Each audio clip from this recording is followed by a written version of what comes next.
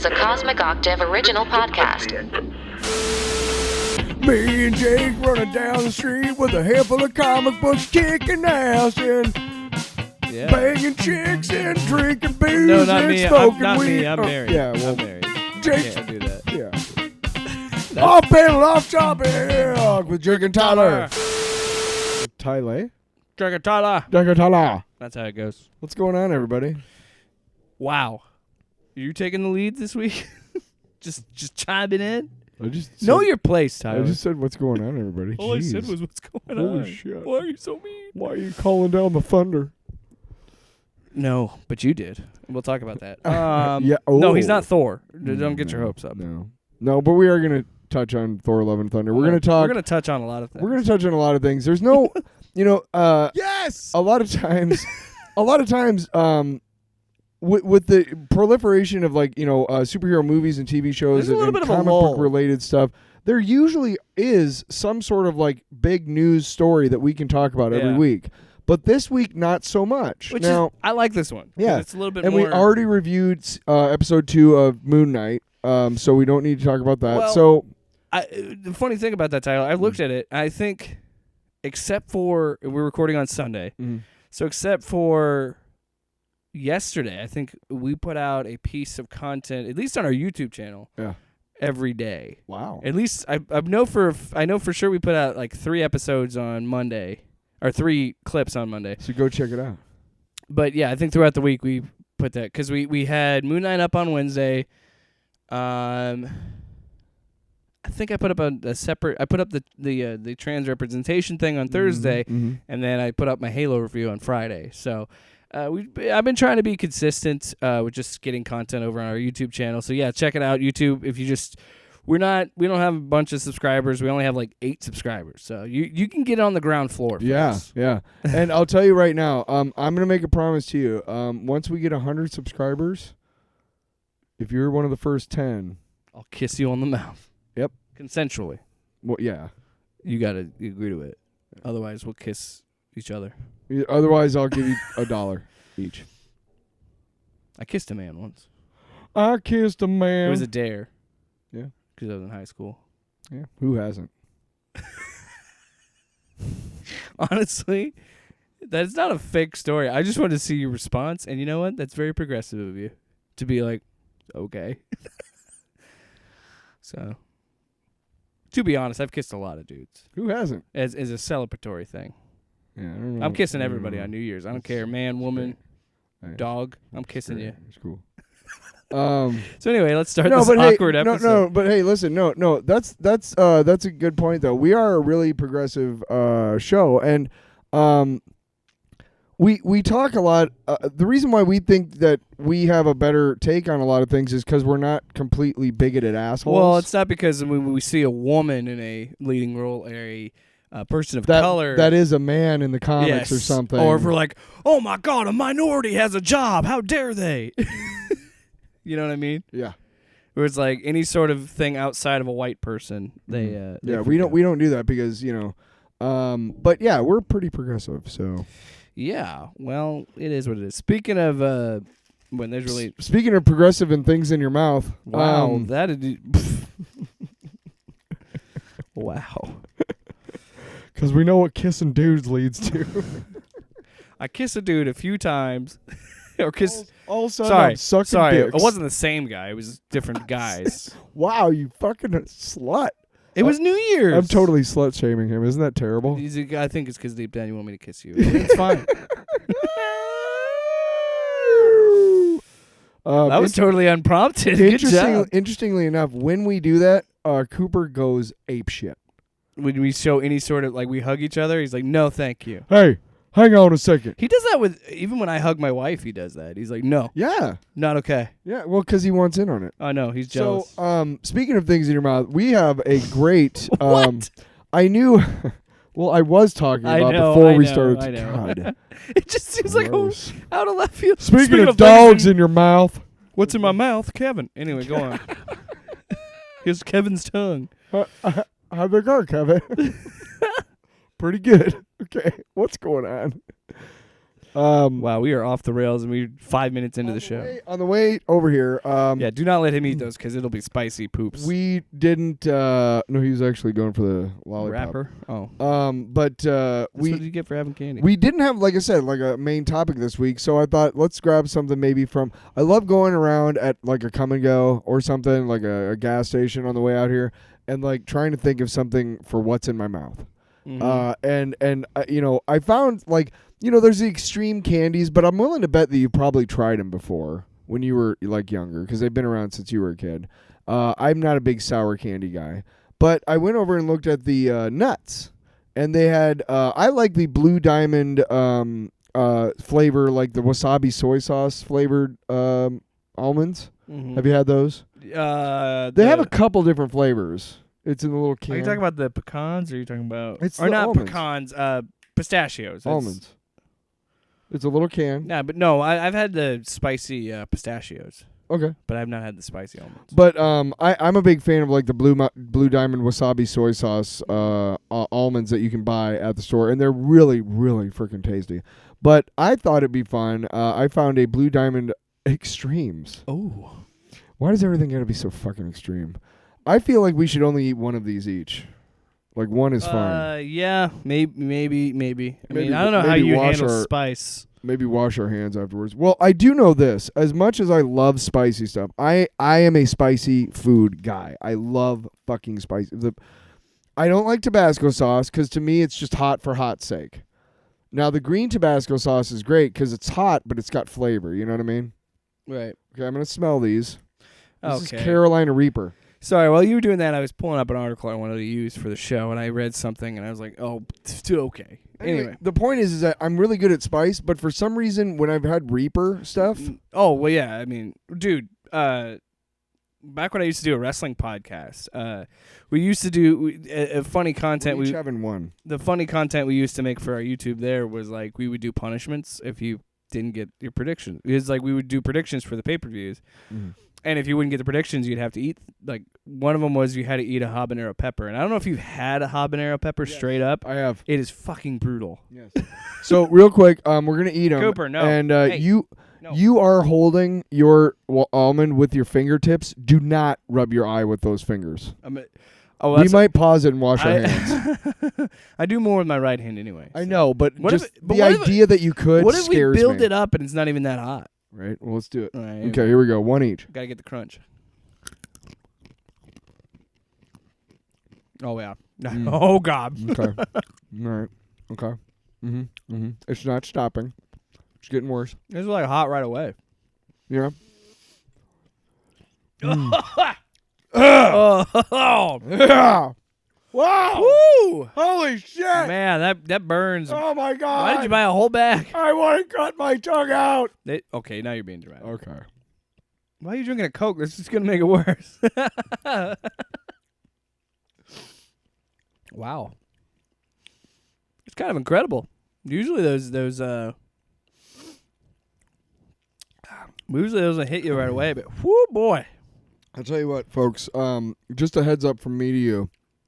If you can't afford shit. Afford shit. If you can't afford almonds, you can get the same effect by hauling off and just punching yourself in the face as hard as you can. Yeah. I would never eat that again. Oh, I don't want any more. You know what this don't put your hands in your face. What are you doing? No, it was just in my palm. You know what these nuts are doing right now?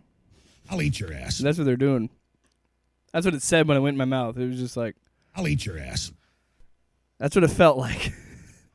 My entire mouth is on fire. Like I said, I don't $1 million, bitch. I don't do good with the Reapers. Yeah. Ooh. So while it's not honestly. It's just you irritating sit with now. it. But that's the thing I hate about eating spicy foods, because it always sits on like your lips and the tip of your tongue. So you always have that flavoring like right on the tip of your tongue and yeah. But that isn't the I've had oh God. I've had this like Reaper sauce. Back in the day when I used to work at this radio station. Yeah. And I put it on my pizza because it was actually pretty good sauce. Like it had a good heat, but it was a good sauce. And I put too much of it on my pizza, dude, and that just wrecked my stomach. And I ain't even talking about like the shit. I'm talking about like just in general. Like I didn't feel well. I think we should pause it and go wash our hands. You're fine. Are you losing it over there? No, I just want to wash my hands so I don't accidentally put it in my eye. Start it. Tyler's got done washing his hands. I got done washing my hands.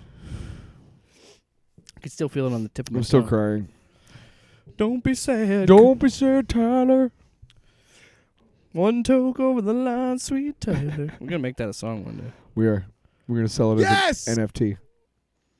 Nice. No, we're not. We're not going to scam people. No, we're scamming rich people who have nothing better to do with their money. Scam Jimmy Fallon and his stupid ape. Sure. That is one of the cringiest segments I've ever seen. What are you talking about? He had Paris Hilton. This was like months ago, but he had Paris Hilton on the show, and she talked about how she just got into NFTs and bought an NFT, and it was like this. There's this like NFT that's a lazy ape or whatever. Yeah. And he's like, "Oh, cool. Oh, you got one too? I'm Jimmy Fallon. Here, let me show you my NFT that's an ape." And it's like, I was like, this is just sad. Jimmy Fallon's a shill. Hey, but we're winning, everybody. NFTs are on the downslope in terms of Google Trends and Google Search. So maybe yeah, it's but over. Cryptocurrency is still fucking high and mighty. You could. Here's the thing. NFT. Hey, Matt Damon, you lost all your cred as an actor when you did that. Fucking Larry commercial, David did too. Yeah, both of you. Yeah. Look. You could explain cryptocurrency a million times to me. You could explain NFTs a million times to me. I still wouldn't understand it. Mm-hmm. I still don't understand it, and I never will understand it. I understand the basics enough to do some trading of my own. Oh, wow. Hey, cryptocurrency paid my whole way for your bachelor party. Honestly, you can make a lot of money playing that game. And again, I don't understand it. Was bad mother crusher. Literally funded by selling cryptocurrency while I was in Denver. You was looking at me and I was like, "You're gonna sell," and I said, "Shut your face up and do it." Did you? Huh. Anyway, let's. You burnt the fucking money. Let's talk about. Speaking of which, that I think will be up on Friday. We just released this past Friday. Content every day. Friday, we did get our off-panel, off-commando commentary. That went up on our. Make sure you check it out. Friday. It's really fun. Yes, I'm going to try. I do want to try and watch it with the commentary because I have not watched the movie with the commentary yet. So I haven't either. You know what's really interesting too? We made that before your baby was born, and we were going to use it as an episode to keep the content. We going, actually haven't stopped, and we never stopped. Not really. I mean, there was like a week I wasn't over here, but I think I was over that following Sunday. But. We recorded a Friday episode. Did we?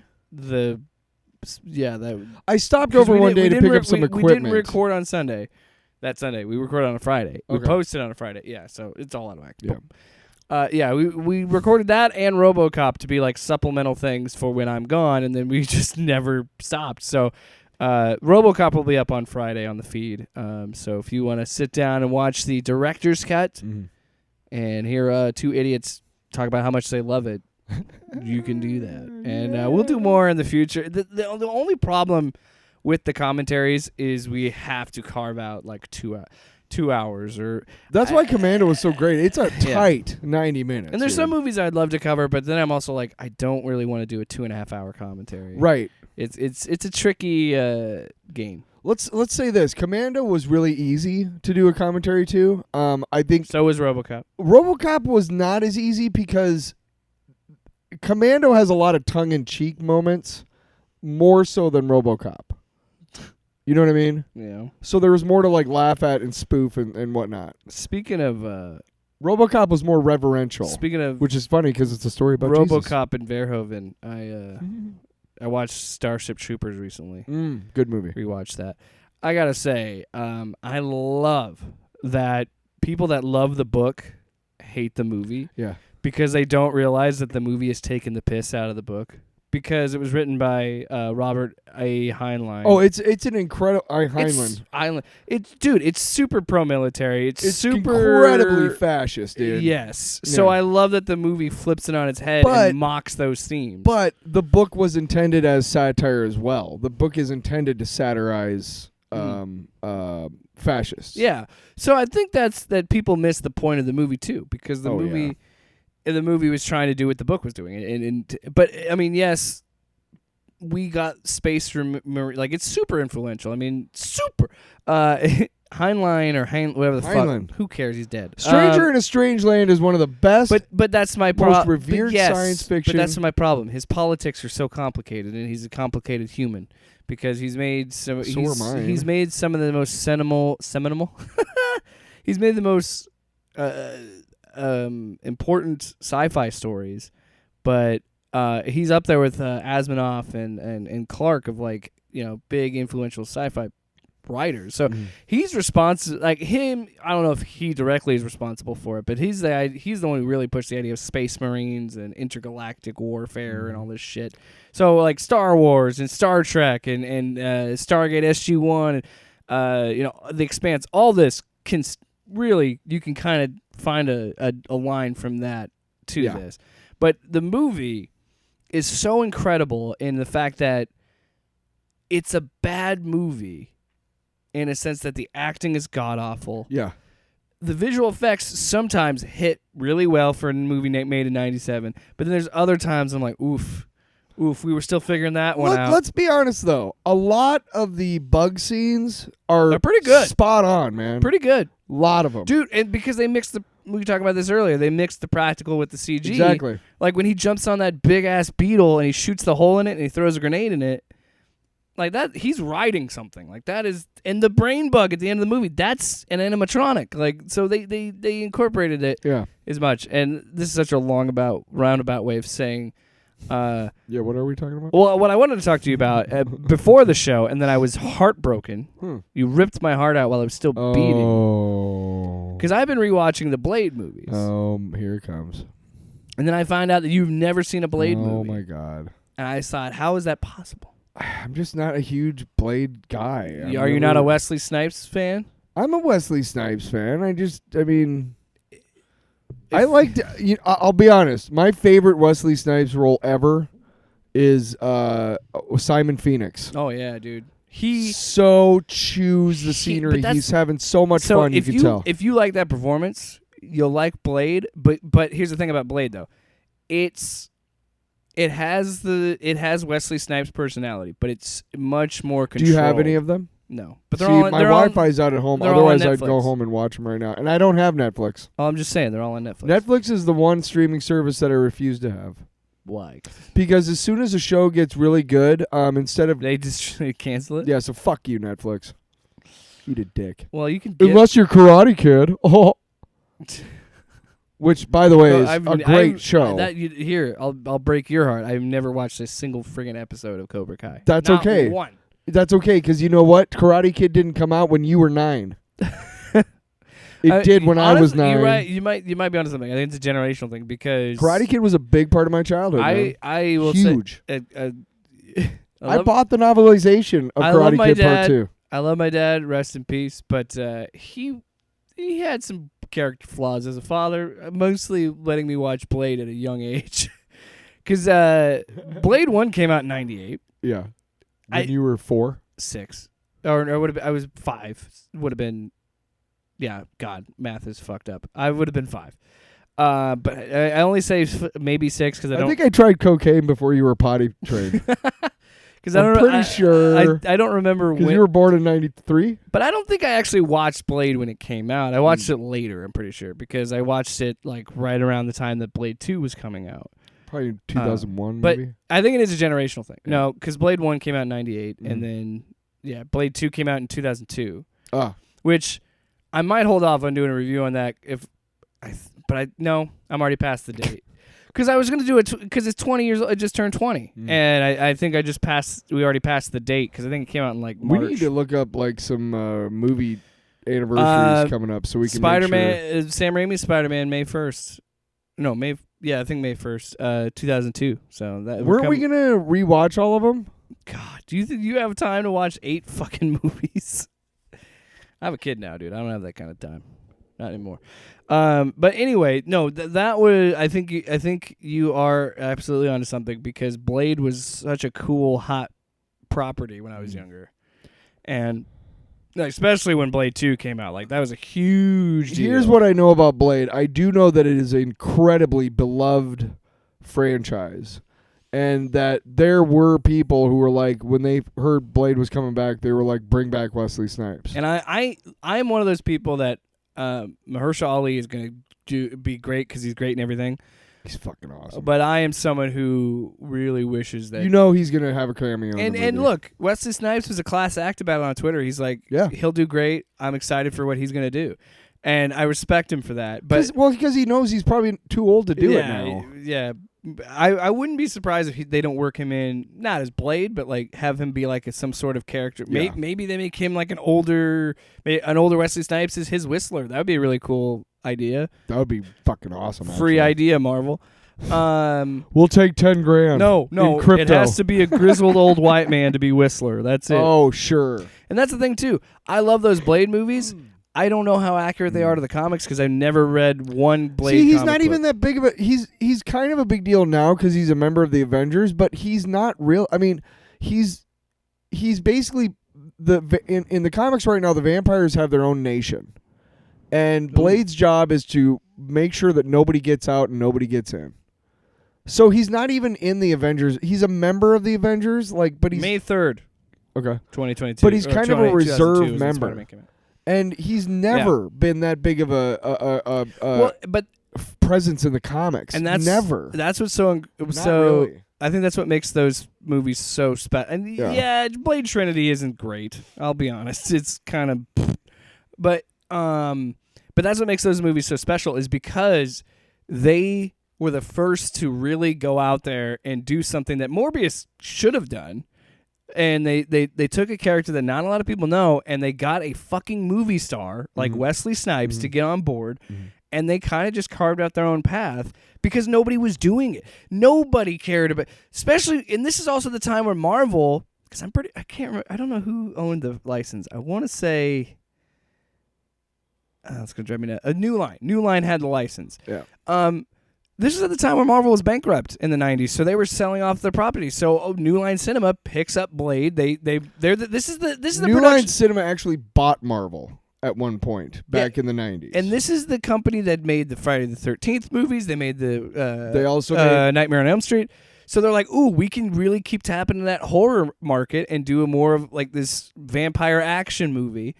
And I rewatched. I fell asleep watching the first one because it was late at night. It was in between taking care of the baby. But man, dude, I rewatched that first movie, and it's so good, and it's so amazing to me that movie came out in '98 and it worked. Like, are there moments? And you know what? It's fine that I fell asleep because I've seen that movie a million fucking times.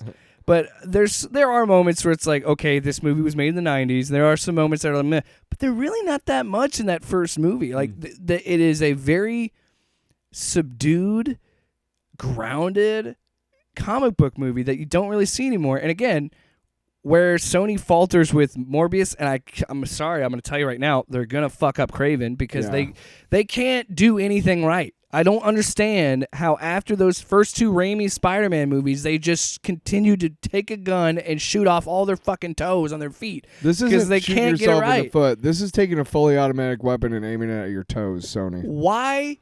Why are they so determined to make a Sinister Six movie? We don't fucking care. We don't. You had a Sinister Six movie this past year. What would have... That is going to be... No Way Home is better than any Sinister Six movie you can come up with. So just accept that and stop trying to... Why is the Spider-Man studio, and I've said this multiple times in this pod, why is the Spider-Man studio so against having Spider-Man in its movies? I just don't... And I get that they don't want to confuse audiences, but you've introduced the multiverse now. Also, audiences are way smarter than you Yes. think. Probably Peop- smarter than most of your fucking Hey, executives, did assholes. any review of the Batman thing, as long as you get out in front of it and explain, this isn't canon, it's its own thing, was there anybody that watched the Batman being like, man, I was really confused. No. Where was Superman and Wonder Woman? Where's No! Christian Bale? If you say this is Andrew, we're going back to the Andrew Garfield timeline, or we're going back to the Sam Raimi timeline, and this is what we're telling, people would understand that. And and that's what kills me is like in '98, they knew to make Blade work, you have to get a solid actor that cares, and you have to get a pretty good script. And that's what's so frustrating about Morbius. So many actors and directors and producers and writers right now who are, forces in the industry, who are kind of, middle-aged, 20s to 40s and whatnot, kind of, running things. A lot of these people grew up with comic books. And these are extremely talented people who make great content regardless of what it is. And because they love the source material, Feige is just a master at making sure that he taps into that childhood, whatever it was, like, hey, guess what? I want to get you to, direct this movie. I want to get you to star in this movie. There's actors that are campaigning to be in the MCU. That's insane. Around the time of Blade? Well, Mahershala Ali. Around the time of Blade, people were like, are you sure you want to do a fucking comic book movie, Wesley? Now, people like Mahershala Ali are like, I want to be Blade. You fall into it. Yes. I was watching. Things are so much different now, and because of the quality of the content that's been put out. I was watching a thing on Netflix. It was called Attack of the Hollywood Cliches, and it kind of just broke down all the cliches that are in movies. Yeah. Particularly American movies. Yeah. And they did make Rob Lowe hosted it, and there was a joke that I did get a good laugh at, where he said, like, even though that the MCU is like 65% of Hollywood now, like it really has just kind of taken over. 4 of the top 10 top 10 grossing movies of all time are superhero But movies. the reason I've been talking about Blade and talking about these movies, and it does go back to Morbius, because there's so much that I see in Blade that I was like, if you could have done. And this is the problem too. I think we also live in a time where a Morbius movie doesn't work because we're also in its era of superhero movies. Where we don't. A lot of the audience knows who Morbius is and knows he's not that. They tried so hard to make him this ultra compelling character, and he's really not. No, he's really not. Hey, I would like to put this forth that there would never ever be a time that is ripe for a Morbius movie. Mm-hmm. I gotta be honest. The guy came out with. I told you about this, and I've talked about it on the podcast. In the summer in the '90s, they had every year for like 3 or 4 years. And we've talked about this. The Danny Ketch Ghost Rider, the Darkhawk, the Guardians of the Galaxy, Darkhawk had New Warriors, an amazing costume. Yeah. Fantastic. And I told you what they've done with him lately, which is have a guy who has MS writing Darkhawk, who has MS as well. The character, and it's really inclusivity. It's awesome. And it's a good story too. Here's the other thing too. Quick aside about inclusivity. If it was just really shitty stories by people who wanted to be to promote inclusivity, that's sure, I get you. But they're really compelling stories that happen to add to the inclusivity of these stories, and that's awesome, right? And that's just right there. Mm-hmm. But they used to come out with these series, and every year they would come out with like 5, and inevitably by the end of the year, 2 are going well, and the other 3 have been canceled. And Morbius was one of those. They tried to set up this Midnight Suns, and they actually had a comic book called Midnight Suns one of those years, and they tried to make a Morbius comic book, and it's like, why? Nobody fucking cares. Nobody cares. Morbius is at best a C-list Spider-Man supporting character, at best. If he is involved directly in any sort of storyline, it better be as Peter Parker's science buddy. He shouldn't be involved in like the action, because who cares? When we saw the previews for Morbius, I wonder what else I can do. Nobody fucking cares what you can do, because it's just crap powers that you just shoved into a vampire-looking dude.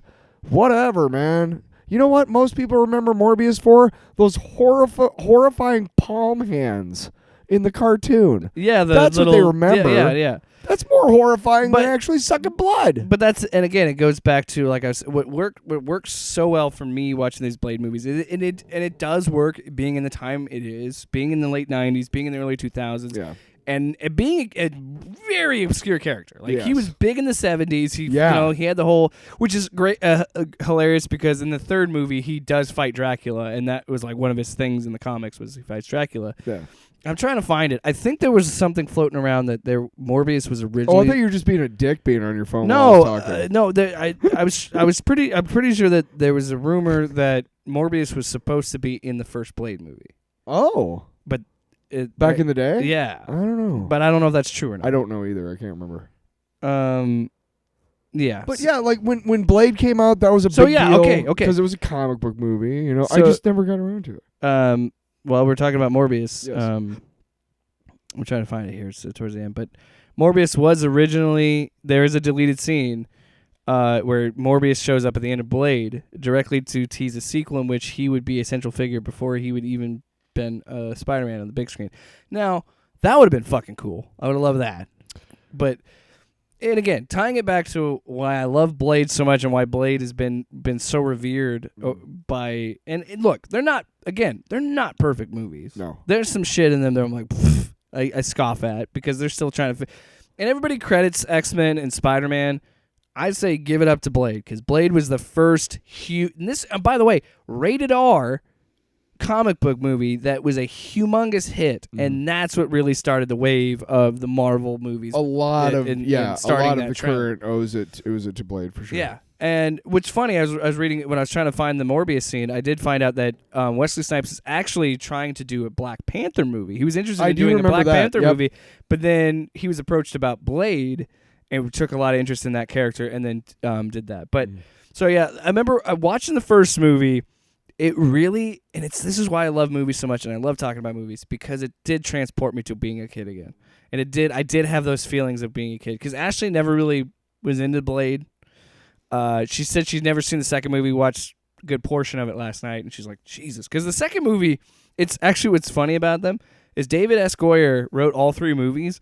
But the second movie is such a departure from the first movie, and it still manages to work because Guillermo del Toro directs it. Oh wow! And I have to see that now. If you like, I didn't know del Toro did one of them. Yeah, he did the second one. Holy shit! Yeah, I got to see that. And if you like creature features and like, because Guillermo del Toro made a monster movie with Blade in it. Del Toro's basically just the greatest. Yeah. I'll watch anything. Have you seen Nightmare Alley? We'll talk about I'm that not. another time. I'm not. Go ahead. I'll never see that fucking movie. I'm just kidding. No, I'm still pissed about Shape of Water, honestly. Why? How the fuck did that movie win Best Picture? It was just about a weird woman fucking a fish man. Wow. That's all that was. You can't tell me it was anything more than that. To be honest, that was the most probably like nice departure from the usual Best Picture crap. Yeah, because I really want to watch Michael Shannon have awkward sex with his wife. Yeah, that's a movie I want to watch. What movie is that? Shape of Water. Oh my god. The first couple scenes, he's plowing his wife. Okay, all right. I'm just saying the way that it was shot was like, this is weird. I don't really like sex scenes in movies anyway. Really? They're so gratuitous. They're so lame. It depends. It's like, all suggestion. I'll say this. I want penetration. I'll say this. To this day, if I'm watching TV, movie, anything with my mom in the room and a sex scene comes on, it is super awkward. It's not this. Nice. No, it's not. And you're just sitting there and you're thinking, Misery, misery, misery. That's what you chose. the grunt is you trying to find the remote. It's just awkward, you know? No, yeah, I know. Tell me about it. Especially when you're a kid. Like, oh, yeah.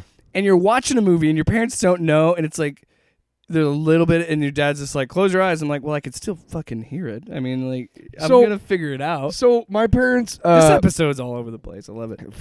My parents, we used to take VCRs. We would rent a VCR from the video store and then rent movies, hook it up to our VCR, and then dub movies. Okay, that's a lot of people did that. Real quick, do you remember the VCR DVD combo where you'd record, like, you get a DVD and then you recorded it as a VHS? No, but in Denver for a while, I had a TV VHS combo. Oh yeah. Which was the TV was like Then this. you stayed up late and watched Skinamax and you recorded this was when I was like in my 30s. Thank God I had worked at Salvation Army, and they had tons and tons of video cassettes. Oh yeah. Because otherwise I would have nothing to watch. I had no cable. VHSs, man. Anyway, sorry, I So derailed you. So we do this, and two of the movies we had that I could quote to you verbatim: Ghostbusters and Beverly Hills Cop. And when we first watched Beverly Hills Cop, Mom and Dad had already seen it, and they knew about the strip club scene, so they didn't want me to be exposed to that. I think I was 10 years old. And in the song, in the background, is a woman singing, "Tonight, don't you want to come with me? Do you think I'm a nasty girl?" Like, she's literally, this is a song that is literally about fucking. Yeah. And titties everywhere, right? Sure. So the way our house was set up is you walked in the front door and you went down a half a staircase, and that was like one level. When you came in, that was like the living room level. You went up half a staircase, and that was where all the bedrooms were. So right. we were down in the living room. So they were like, okay, this part's coming up, and you got to go up to you got to go up to the staircase so you can't see it or whatever. So I basically went up the stairs so I could still hear it. It was just around the corner on the staircase, but I couldn't see anything, and all I could hear was just, "Don't you want to come with me? Do you think I'm a And I'm just like, I'm 10. I have no idea what this is. I have no idea why. When I finally saw that scene. Yeah. When I finally saw it unaltered and unadulterated, I got to be honest, I was like, Mom and Dad, you guys are pussies. I'm just kidding. Well, and but seriously, it's what makes me laugh. I get why they were like, don't watch this, but at the same time, they were a little bit. Growing up, like different times, we'd have HBO sometimes, and sometimes we wouldn't. But the problem was, as I wouldn't try and watch like dirty movies, it always seemed like my parents would walk in on like the dirtiest part of the fucking movie. You know what I mean? Yeah. And it's like, no. And so I was like, what are you watching? And I'm like, so. I'm a teenager. I'm like 13, 14 years old, and we have the box on top of the TV with the dial. Yeah. That's the cable. You know what I'm saying? Did you ever have that with like 0 to 60 or like 0 to 120 yeah, and you had to move the dial up and down no, we didn't get have a the dial, channels? but so you couldn't really use a remote on the cable because you had to get up and move the fucking damn thing. Anyway, so there were ways, because they had dials and shit on those big fucking on those big wood panel TVs. They had dials and UHF and vertical hold. Yeah. There were times when we had cable, and if the conditions were just right, Skinamax movies came in. Oh shit! And if I did a little tweaking and shit, I could almost see, or I could almost see it as if it was actually on on Cinemax, like if I actually had the channel. And yeah, so there were a couple times when I'd be like, wow, this is really great, and then I'd have to stop what I was doing so I could tweak the dials a little more. There's a guy on TikTok that had really funny thing of like when you were a kid growing up, when you were a boy, and you'd flip it over to Cinemax after like 9 p.m. Yeah. And you're like. And you like turn the vote, but then he does the same TikTok. He has the moment where like you think your parents are coming in, so then you flip the channel and then lay on the couch like you're asleep, so that they don't think that you're watching porn. Like, oh no, I was watching this other movie. I fell asleep on the couch watching a different movie. I don't know. Here's the thing, I want to. Yeah. Just real quick, I wish that I could talk to my young self, like 5, 6 years old. It gets better, man. You're gonna have the internet, and you can jerk off as much as you want. No. This is what I'm gonna tell my 5-year or 6-year-old self, because I don't even know what that is.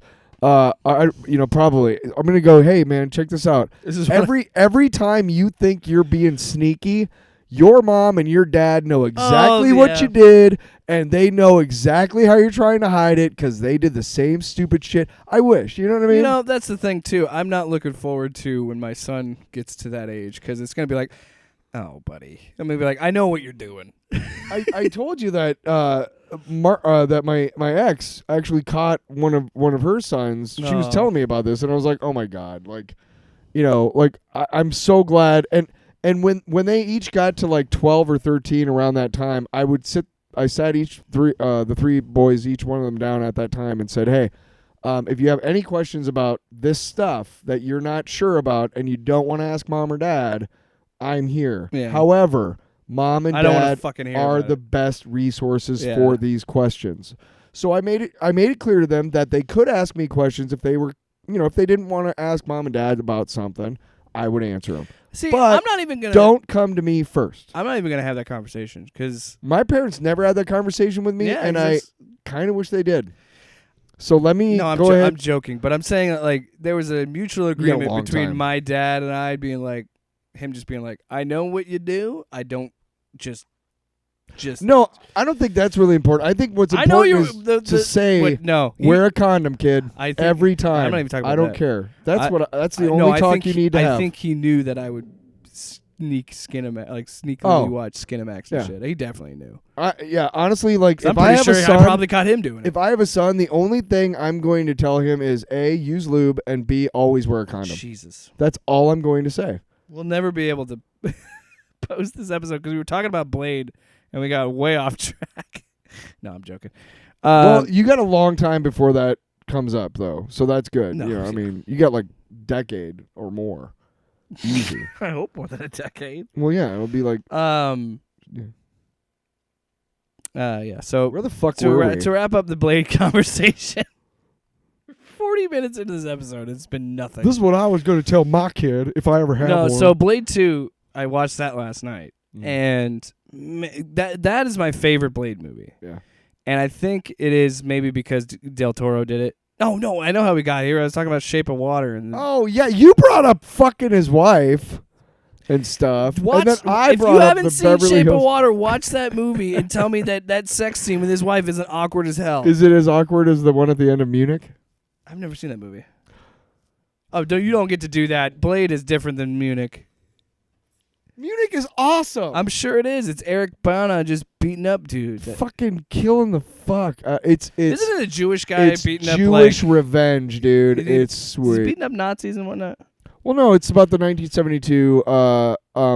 This is an actual true story that the Israelis actually sent out a Black Ops team of agents Fuck to up Palestine? to find all the people that were involved in it Oh, and to fuck them up. oh, gotcha. The Nazis in hiding.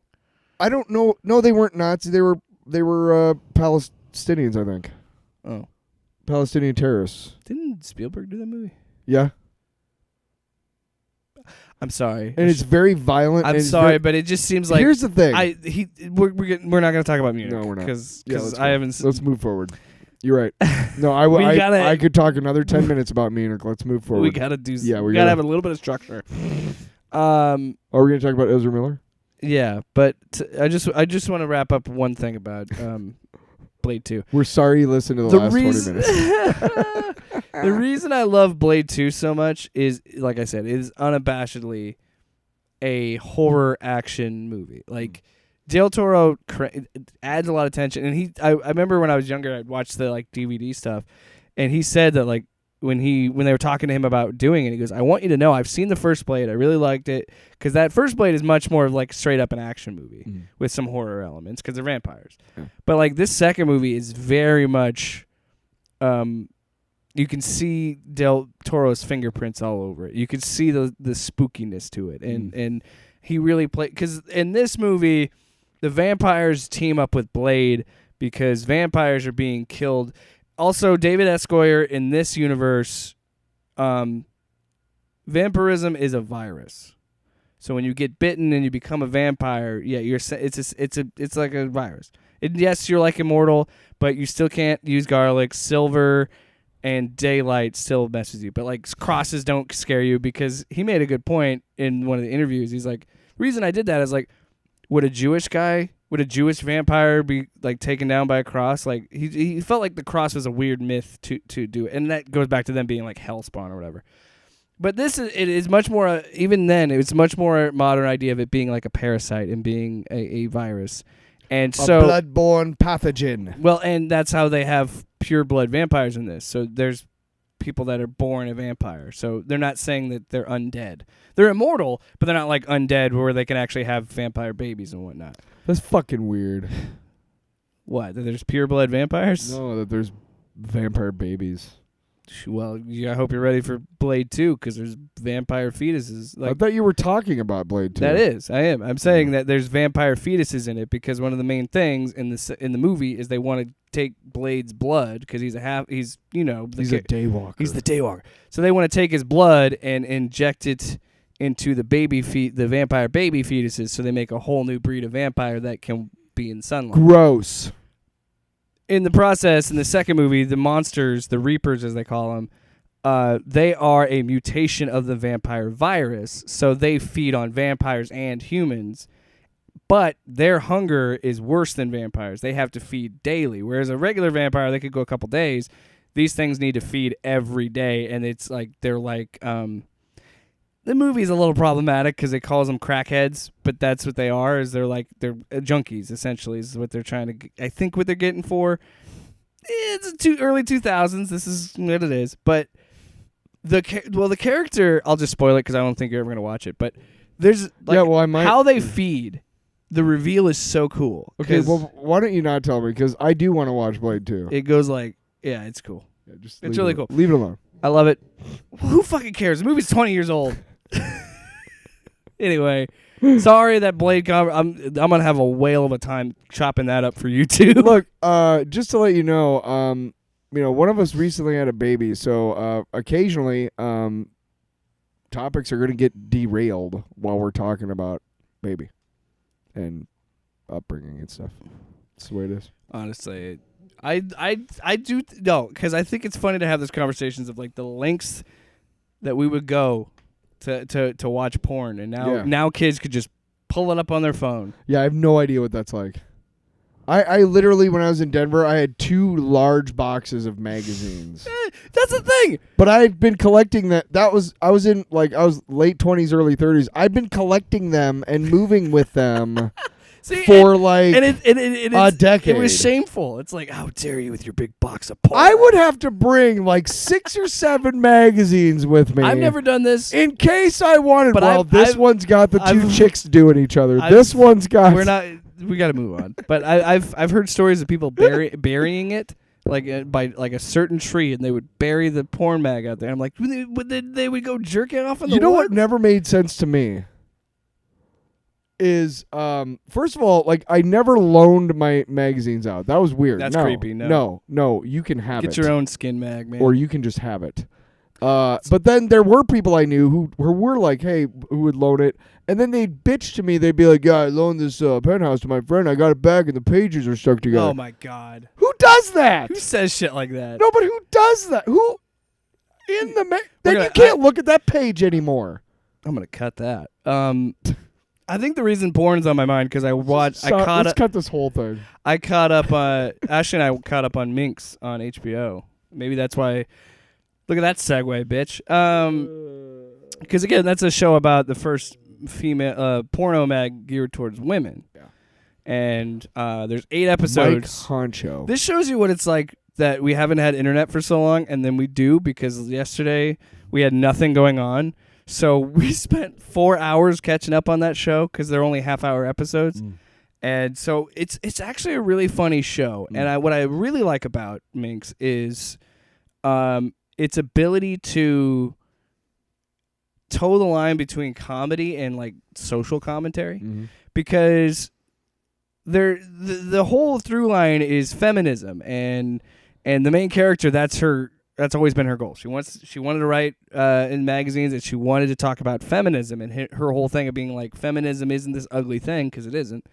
It's really just women saying like, hey, can you stop treating us like shit? And that's what the give and take of this show is. It is still set in the 70s, and it's still set in this idea that this is still a male dominated, and even now it's still a male dominated world. We haven't changed that much. But in terms of porn, I think that porn has been it's even in the context of this show is showing how progressive it's always been, because now you have like OnlyFans and stuff, and you have women taking control, and there's women that could be a cam girl or OnlyFans and never actually be on an actual porn set and still make millions of dollars. I can't remember which one, but there was a porn star like around the turn of the century who bought her own porn production company, and it was a huge deal. I can't remember who it was. But because no porn production company had ever been owned by a woman, and it was a big deal. Well, I want to say and Jenna Jameson. And they talk about this in the show. I don't think it was that. With Jake Johnson's character, Doug Peretti, I think is his name. Pernetti, maybe. Because he's the whole reason she has the magazine. He's the one who funds it. He's the one who's pushing everything behind it. And they address that in the show, being like, it's still not your magazine. You might be editor-in-chief of the magazine, but it's still his money. And he himself has a moment where he's like, it's still mine. I own this. And it's like, and there is that like give and take of it and the push and pull of like, yes, they're trying to do something progressive, but at the end of the day, he's going out making. They're still trying to make money. He went out, yes, and he went out and made a deal to get this quarterback to pose for the magazine, and on TV he announced, because she's like, we don't know what we're doing for the third issue, and then on TV he's like, well, we've got Billy Brunson, I think was the character they named. He's going to be on the cover and a spread, and she was pissed because she's like, oh, so you are just taking over my magazine. And then it's like, no, it's mine. That is a running theme throughout the show, and I think it's really interesting. And I think it's a cool idea because, again, it does kind of make men seem like we're shitty, because we are. Because she finds out that her ex... It's amazing writing. It somehow makes all the men seem like creepy old assholes. Well, and then her ex is who tells her that they hook up, and then he's like, hey, I have all this money from my Nana. I want to buy your magazine. She's like, you never wanted to invest this money in me in the first place. You only waited for it to be profitable and then tried to take it from me. And it's like, yeah, men are not great. But the show is also really smart because there's a moment where she goes to a college and talks to feminists at college, and these are like really radical. They were saying like all marriage is rape. And she's like, hey, maybe not say someone's dad is a rapist because they were married to someone. Like, that's fucked. Because she talks about marital rape is a topic. Every what's the word? Movement has extremes. Yes. Yes. On both sides. And yeah, because she's like, and her whole thing is like, I never said I hated men. I don't hate men. And that's not what feminism is about at all. A real feminist is just saying stop treating women like shit. Yes, that's literally it. It's not, I want to burn my bra. I want to be treated the same way a man is. I want to fuck as many. It's not. It's nothing. I don't want to do. I want to be able to work in an. I want to be able to have those are aspects of the movement, but the main part of the movement, and I don't know why a white guy is telling two white males. Yeah. But hey, I will say this: we understand feminism a hell of a lot more than the fucking white guys in Congress. Okay, so anyway, but the whole idea of it is literally just I want to be able to do whatever I want to do, just like a man, and not get shit on because men are lauded for leaving families and starting over and doing all this stupid shit. But if a woman does that, oh, what a horrible mother. Well, yeah, if it's the same thing. If like a woman cheats on her husband, she's this horrible, awful human. Or she's. But a guy does it. It was poor judgment. Yeah, that kind of. Another show that does that really well is Winning Time. Yes. And because I've only watched the first episode, but the first episode when they're talking about Magic Johnson and Larry Bird, and when they're describing how Larry Bird plays, and it just the subtitles just white, yeah. Magic Johnson, black, and it's funny because this show is right, and even to this day there is a different way that broadcasters refer to black and white players. Yep. And so it's really it's raw and we are in a weird era, or really cool era, I should say, of mainstream TV shows tackling these issues. Well, the thing is, in a comedic way, where Winning Time is talking about, dude, the first scene of Winning Time is Magic Johnson getting his HIV diagnosis, and I was like, holy fuck, we're going there right away. Well, but these shows are able to take, just like Minx, these shows are able to take these stories from like the 70s, from like 30, 40 years ago, and they're able to make comments about today's society through those lenses. There's a great scene in, I think it's 3 or 4, and I think it's Kareem Abdul-Jabbar is reading the newspaper, and the time he still has one of the greatest names of all time. Yeah, and the time Kareem is Abdul-Jabbar. The time is 1980, I believe. The summer or spring of 1980, I think. Yeah, because the dynasty started in the 80s, right? Yeah. So they show Kareem Abdul-Jabbar, and he's reading the newspaper, and they pan down the front page of the newspaper, and there's a true article around that time. Ronald Reagan announces announces bid for presidency. In quotes, "will make America great again." Yeah. True fucking story, folks. He had Trump didn't make that shit up, assholes. Yeah. He didn't. But this is great because conservatives watch that and they're like, "What the hell?" And it's like, I guarantee you just don't know your history. I guarantee no conservative watched it because fucking Adam McKay's fingerprints are all over it. There's no way. By the way, there's a Spider-Punk series that just came out from Marvel, and it's literally like they made a computer that had everything that pisses conservatives off, and then they fed it into a computer, and then they came out with like art and writing, and they were like perfect. No shit. There's Captain Anarchy instead of Captain America. Oh no. Everybody's gay. Oh yeah. Yeah, it's just, I'll have to bring it over because it's literally written like somebody was like, "How can I make a conservative pop a fucking lung?" And then they just started from there. It's great. Also, it's a great book. By the way, shout out to HBO because those are both HBO shows. Yes. Winning Time and Minx, both. I think Minx is a Max original. Yeah, it's an HBO Max original. Whatever. Same thing. Okay, HBO, what the fuck are you doing? Because the Max originals, their release schedule is so out of whack versus like Peacemaker is a Max original, but they released after the first because they do those 3-episode premieres, but after that show came out weekly. Yes. But Our Flag Means Death. 3-episode premiere. Right. Then the next week, 3 more episodes, and then 2 episodes, and then 2 seriously, that show premiered March 3rd, and it ended on March 24th because they kept just drip feeding like. And my thing is, at this point, just release the whole fucking season if you're going to do that. And Minx is the same way because Minx had 3 episodes, then 3 episodes, then 2. I wonder then how 2 much more. input the creators have into the release schedule. I can't imagine it's much. I can't imagine it's much. But I don't know why they do Which those. would be stupid. I like that they do 10-episode seasons, and Peacemaker was 8. But I like that they did the.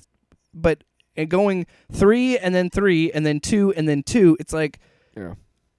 Because You're playing with my emotions, Smokey. No, because I thought the whole idea why all these streaming services are going back to a weekly schedule are because they need to retain subscribers. Right. So they need to just have that drip feed that content. But yeah, seriously though, HBO Max, what the fuck are you doing? Why did Our Flags Mean and Minx? And look, I appreciate it because they did it with, and I think they're only doing it with the half-hour shows because I haven't seen, as far as my knowledge is, I have not seen like the hour-long shows do the bundle release, but like. I don't know what's going on. Well, here's the other thing: is Winning Time is an HBO show, right? But here's the thing: is I don't know if there's still an HBO channel. There is. Okay, but apparently on HBO, the channel, Winning Time is released, and then once it's released on the actual channel, I can watch it on HBO Max. Mm-hmm. Now I've been able to watch. Same thing with Gemstones. I've been able to watch. And Gemstones. I've been able to watch those shows at like 8 on a Sunday night, on streaming. But like Peacemaker, I had to wait until like 2 a.m. You know what I mean? And same thing with like Moon Knight and stuff. It's like, why? Why? I don't know what HBO does because when they had just HBO Go and HBO, I think it was just Go. HBO Now. Who knows? They've had 3 names for that. It's HBO, HBO Go, HBO Now, HBO Max. HBO Max is the best. But dude, now HBO Max is gonna get crazy because we live in this sad world where everything's merging together. The Discovery Warner thing went through, so now all the shit that was on Discovery Plus is gonna end up on HBO Max. Like they're gonna do one giant app with everything, and that's gonna be a bitch to navigate. But I just want my Foghorn Leghorn cartoons. Thank God they have a Looney Tunes hub on HBO Max. That fucking kicks ass. You know what? We're just gonna call this the HBO Max episode because I've been mostly just watching HBO Max. Just eat it. But yeah, I figured it out because Our Flag Means Death was a show that was clustered. We I finished it as our last ago. topic. Why don't we talk about that? before we get there, can I ask you one question? Yes. This is going to be a smaller topic, I promise. Yes. I was watching Batman Beyond Okay. on HBO Max. Love that show. Yeah. I'm sitting there thinking, how have we never had a Spider-Man 2020 or had a Spider-Man 2099 show? I don't know. And my buddy tweeted like, because we had Spider-Man Unlimited, and I was like, no. I'm talking Miguel O'Hara, fucking Spider-Man 2099, shooting the webs out of his forearms and that weird looking cape on his back. Yeah, whatever the hell that was. Why have we never seen that? That's always baffling. And more so, it would have been made more sense of when Batman Beyond came out. I would have appreciated that. And Batman Beyond, I love that show because that's a show nobody wanted to make. Bruce Timm was like, "Are you shitting me?" Because he walked into DC. They were still doing the Batman show. It was at this point it was the Adventures of Batman, so Nightwing and all that shit. They went into and WB's like, "We don't care how you do it. We want a teenage Batman. Everybody loves that Spider-Man. We want a teenage Batman." And he's like, "What?" And they're like, "Teenage Batman. Figure it out." And then then they eventually were like, "Well, why don't we just do it in the future and this all stuff?" And yeah, so it's funny that show became such a hit because that was them being like, "Well, fuck it. Okay, it's in the future. It's like cyberpunk." The 2099 books were Stan Lee. supposed to be. Well, he only wrote one. He wrote Rampage 2099. Which is dog shit. Pretty much. But like He was supposed to be they in had Hulk, they had X-Men, they had Doctor Doom, they had Punisher, they had Spider-Man. Ghost Rider too. Ghost Rider was second wave. But they're okay. But the original books that came out were Punisher, why the Hulk, hell is there a pun? Doom, and Spider-Man. Yeah. And then Ghost Rider was like a second wave. So was X-Men, which was really stupid. X-Men 2099 was stupid, just stupid. I'm just saying, I would have loved to have seen a You Spider-Man got tons 2099. of characters in the X-Men universe who are maybe not immortal but long lived, and you couldn't figure out one way to put one or two of those characters in X-Men 2099 to make it sort of appealing They to don't even anybody. have Wolverine in it.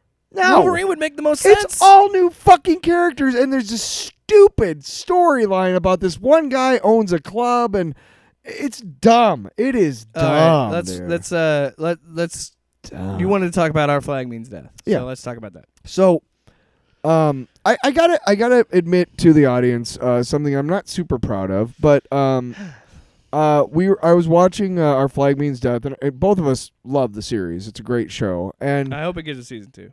yeah, it should. I want to see what happens, but I know it's such a big cliffhanger. No fucking spoilers, by the way. Yeah, huge. No, what? No.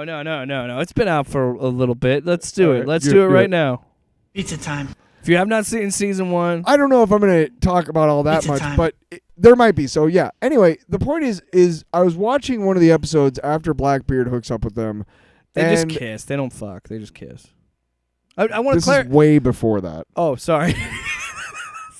I'm so sorry. Wow. When okay. you said no, I know exactly when where you he's said going. hooks up, you knew where I was going. I'm sorry.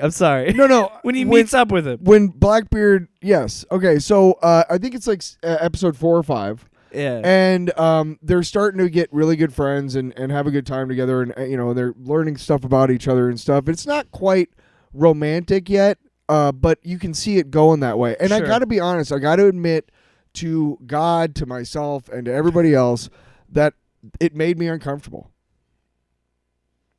I honestly, Their relationship before. it just to me it was like, I don't know why, but I totally had like like the very tiny. There is a conservative part of my brain. I think we all do have that. I think we have both, and it depends on how you live your life. Which one's more developed? My conservative brain is very lowly developed, but for some reason it decided to go, "Hey, why do they gotta do it?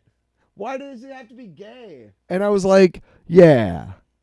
I actually listened to the Tucker Carlson in my head, Don't ever and I say that stopped out loud watching. again. I stopped watching. I stopped watching the show, and not because I was like angry. I wasn't put off any of that. It just didn't hold any more interest to me. I talked to Jake about it.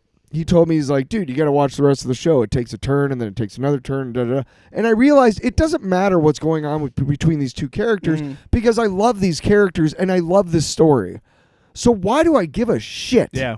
And I knew that I was being an ass and not a bigot, but I was being really progressive. Well, which is not like me. we just talked about this with the Minx and the Winning Time, and like Right. how that is set in a time frame that we like to think we're pretty far past, but we're not as far past as we think. And I think that it goes back to progress is a long process, and But I wouldn't beat myself up over it. I'm not. because I'm almost.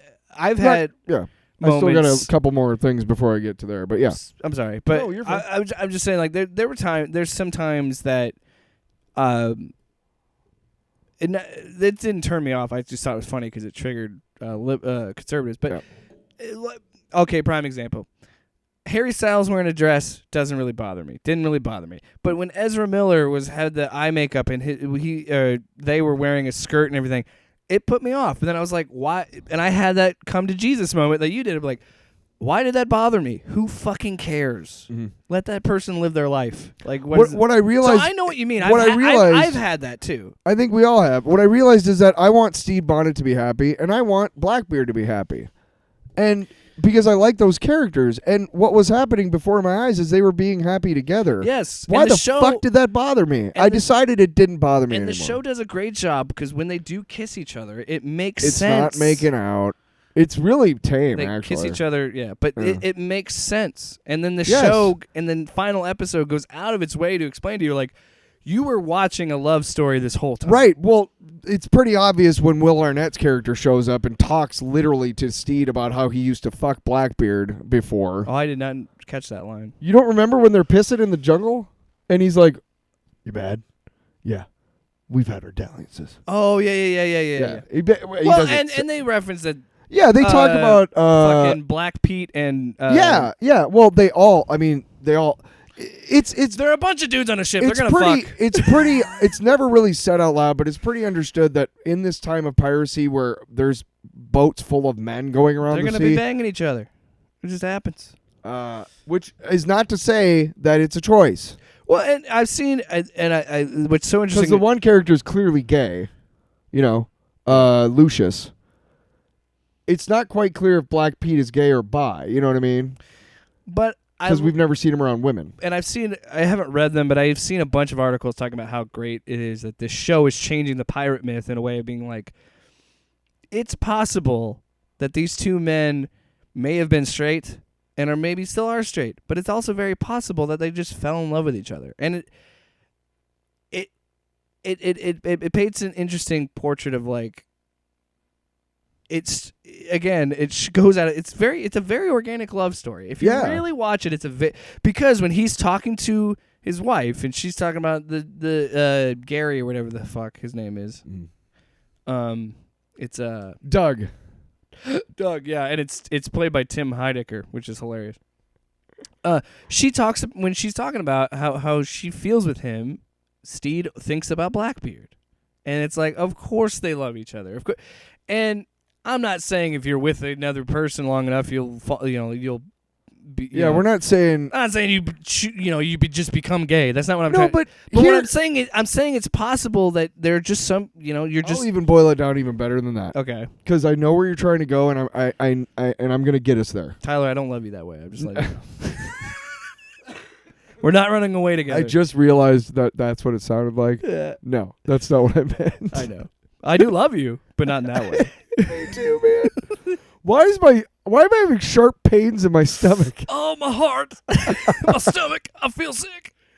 Last week we talked about trans representation and whatnot, and I've come to the realization, and I think it's important for people to have a base understanding of other cultures and other groups so that we can understand how not to be dicks to these other cultures and groups. If we don't understand something, we know how to broach the subject. We know how to, be respectful and say, look, it's because I'm curious, whatever. Yeah. Trans representation, being a trans, gender. What I learned kind of at that rally is that it has really nothing to do with wearing pants or skirts. It really has nothing to do with having long hair and a beard. Being non-binary if you're a girl. and all that. Right, or being referred to as they or them. It has more to do with one fucking thing. I love that person. I want to love that person without reprisal from society, and that's it. That is fucking it. A lot of these relationships are between a non-binary, trans, masculine, queer girl. Like one of the speakers at the rally described herself as that. Mm-hmm. And then the other one is just a biological, whatever, woman, right? Okay. Society has no problem with the biological one, but society has a problem with the other one because it's not the norm, even though that person feels more comfortable in their skin than they ever have. And that's what trans representation is about. I want to love who I want to love and love them in public and not be shouted at or stared at or whatever. And that to me is the boiling down the entire essence of Our Flag Means Death is love can come from anywhere. Well, and you shouldn't fight it. As I was saying, and I clumsily fell into it, there are bisexual people that become gay. There are bisexual people that say, I prefer men or prefer women or whatever. And I feel like that's just what this was. It was that they prefer each other because they love like you were saying, they love the person. And it's possible to love somebody and have a romantic love with somebody and never have intimate sex. It's possible. I don't know. I mean, Point two is, dudes, they're probably going to be boning. I got to applaud the show because it was fucking bold to just be like, absolutely. Let's make them kiss. Let's make them be in love. Oh, dude, let's break down the myth of pirates. In the second episode, Black Pete and Lucius are coming out from behind like the thing, clearly having just had oral sex with each other. Yeah. And like the dudes and are like, he calls him babe, and they're very affectionate to each other. But there's another dude who was like sitting there, and he's like, yeah, we know what you were doing back, because they're pretending like. Yeah. Like, oh, well, there's plenty of beans or whatever. And they're like, we know what you're doing there. We've been on a ship before. Yeah. And like, that's like the second episode. It's like, okay, you know what?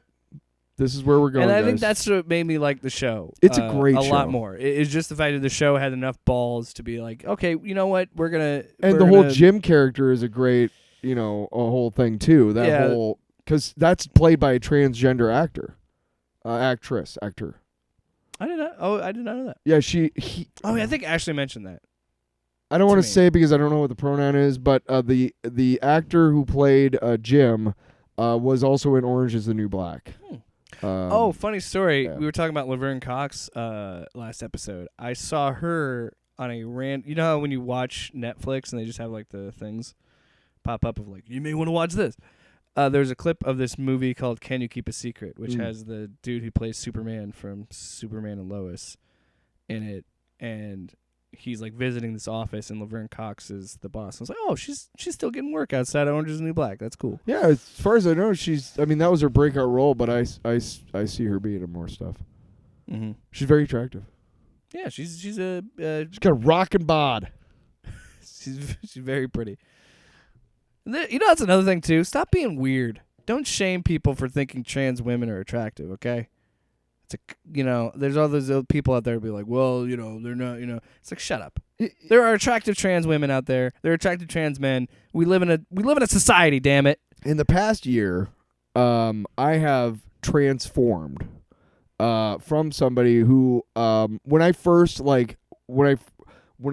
saw Laverne Cox on TV or whatever, and then looked her up on the internet because I was like, wow, she's really attractive, Mm-hmm.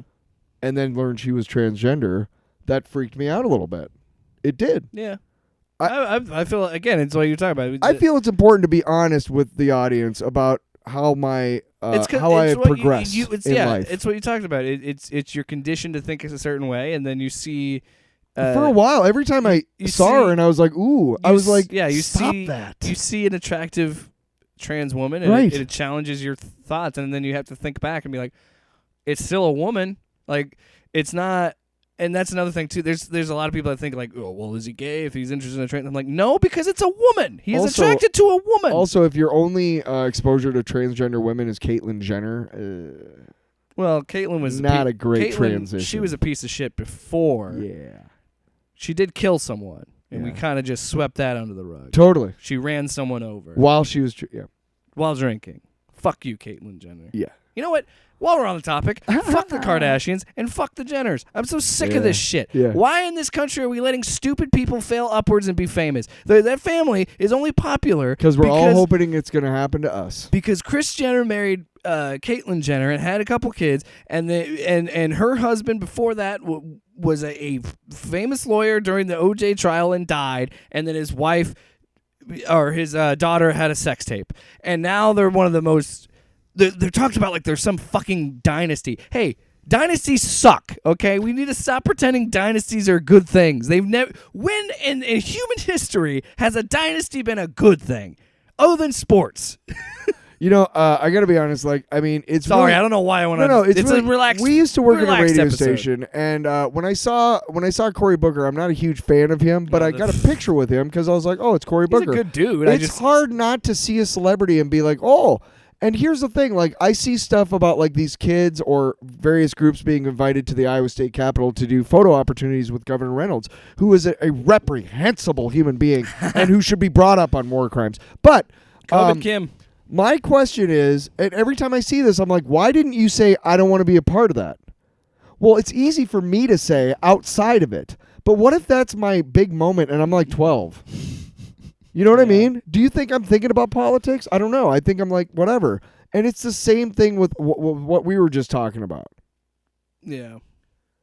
It's easy to say one thing and then to, whatever. But, folks, just be honest with yourself about your failings. I'm sorry. Look. I admitted two really hard things today. I think really what I'm mad about is I'm really fucking over Kim, Kanye, and Pete, and I think that really boiled over there too because I saw. First of all, why the hell does Ellen still have a show? Right. After all the shit that's come out. Hey, hot take. I never liked Ellen, and everybody thought I was crazy, and I'm like, there's some reason why I don't like her. She's too good. And then I find out she's an asshole and treats workers like shit. She's like, super great on TV because she's a real person behind the scenes. Look, I don't want anybody to be a bad person, but you know how much validation I had being like, I fucking knew it. But here's the thing: is it's the same thing? Sorry, go ahead. Yeah, sorry. But I watched the interview she did with Ellen, and I'm like, you know what? You and Pete fucking deserve each other because she told me like he got a tattoo that said my girl is going to be a lawyer. Which she passed like the baby bar, like the pre-bar. She didn't even pass the real fucking bar. And then she made him get branded, like with her name, like branded, like a cattle prod branded. I don't know if it's like cattle prod, but you know what I mean.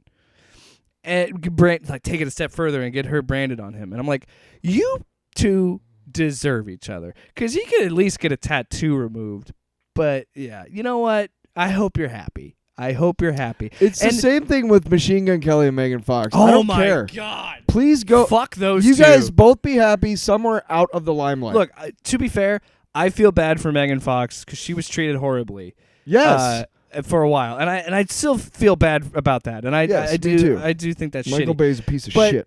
If you're gonna be with Cringe Lord himself, fucking Machine Gun Kelly, who I just Machine Gun cum stain. Yeah. who got bitch slapped so hard in a rap diss that he changed genres in music. Fuck him. I'm so sick of What happened to him? He made a you don't remember that when he made a diss track on Eminem and then Eminem made a diss track on him and like verbally assaulted him and then like he's like, well, I got this new like that's why his last couple albums have been all punk pop rock because ever since that he kind of got and it was like no he still raps and I'm like yeah but you notice he doesn't release that shit. He just only releases this cringe album that he has out now, Mainstream Sellout, which originally was going to be titled Born with Horns, and I'm like can I just tell you I'm telling you, if you look at the physical embodiment of cringe, it's fucking Machine Gun Kelly. Yeah, absolutely. He's disgusting. He looks like herpes. Doesn't he? No, what pissed me off, the same thing with what pisses me off with Kim and Pete is the same thing that's pissed me off about Megan Fox and Machine Gun Kelly, where he got her an engagement ring that had thorns on it, and he said, because love hurts. And you know what? Off. You know what won him over? You know what really got her interested in him? Which they were at a party, and she goes, "You smell like weed," and he goes, "I am weed," and I'm like, stop making stupid people famous. Please, for the love of God, stop making stupid people famous. You're getting a phone call right now, dude? In the middle of a recording? If I actually said to What are we somebody gonna- at by a the way- party, What are we going to call this episode? grand fuckery. The Art of Fuckery. Yes, just like the no, that's an art of fuckery, mate. Yeah. No, dude, yeah. If I'm at a party and I go, first of all, I'm not going to ask somebody if they smell like weed because chances are I probably that's probably me. A normal person says, hey, you smell like weed. You're like, oh shit, I need to fucking spray myself. I'm probably the one who's somebody's saying that sure. to. But if I did somehow ask that of somebody and they said, I am weed, I'd be like, I'm going to go over here. You're a fucking douche. Go be weed in the backyard away from everybody, you fucking weirdo. We know we never talked about Well, Ezra Miller. that's okay. But I wanted to say about I wanted to Wrap up your thought. Yeah, bring full circle the whole Kim Reynolds thing because you're like, why are you bringing that up? I'm saying like people are on the streets and they see like the Kardashians. We put them on this pedestal. They may have no interest in this person whatsoever, but because they're students of pop I see culture, them on TV. right? Stop it. Stop making stupid people famous. Stop it. And stop electing stupid people. And stop fucking worshiping. These people are meant to be criticized. They work for you. You put your hat in the political ring, you are my bitch. You're not my leader. You're my bitch, and I'm gonna make you my bitch all day, every fuck. Yes, of course, consensually.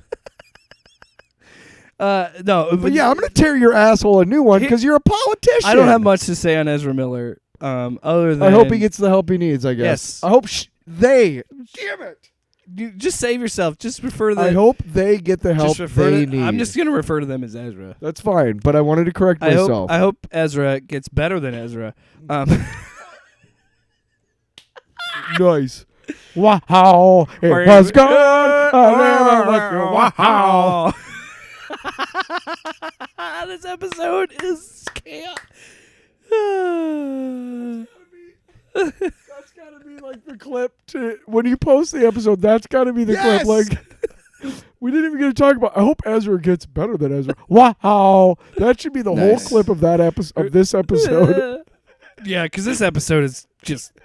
It's gone off the reservation. It's gone. It's out of here. I mean, there isn't really much to say with the news with Ezra, other than because now I'm going to say better than Ezra. Fuck me. I hurt myself by that because now all I can think of is a stupid joke. That's why you get. I completely. Yeah, we talked about this last week. I 100% agree. I hope that Ezra gets the help that they need. Good. I was right there with you. I already screwed it up. I'm not going to let you screw Well, up. see, I caught myself earlier. I screwed myself up. Good job. Good job. I almost said she. I was bad. Anyway, so DC has paused any plans with Ezra's version of the Flash, which they should. Mm-hmm. And I know that they said they're weighing their options and reconsidering things. I feel like there should be consequences, right? I feel like legally he's got some. What they have done multiple times, and if you and I did that, we would have gotten fired after the first time. Yeah, I understand Hollywood has different standards, like banning fucking Will Smith for 10 years from the Academy, because that makes sense. You know what? I want to talk about that more than this, but I do understand. I think DC made the right decision. I think that they made the right move. And again, as you and I said, we are, as someone who has had their struggles with alcohol and in situations like that, and who we both had our own substance abuse issues. It's nice to see, or we hope to see, something good come from this. It's probably substance abuse related, based on the stories that we've read. It's probably oh jeez, I knocked over my mouse. Oh my god. Oh, it's good. Jesus. Since Since we're still on the schizophrenic episode, it's disassociative identity. Shut up.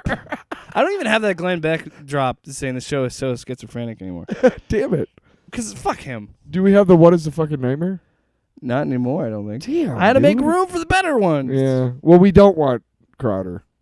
Yeah, he's gone. Yeah, fuck him. Anyway, I I just made it too. Substance abuse. Ooh.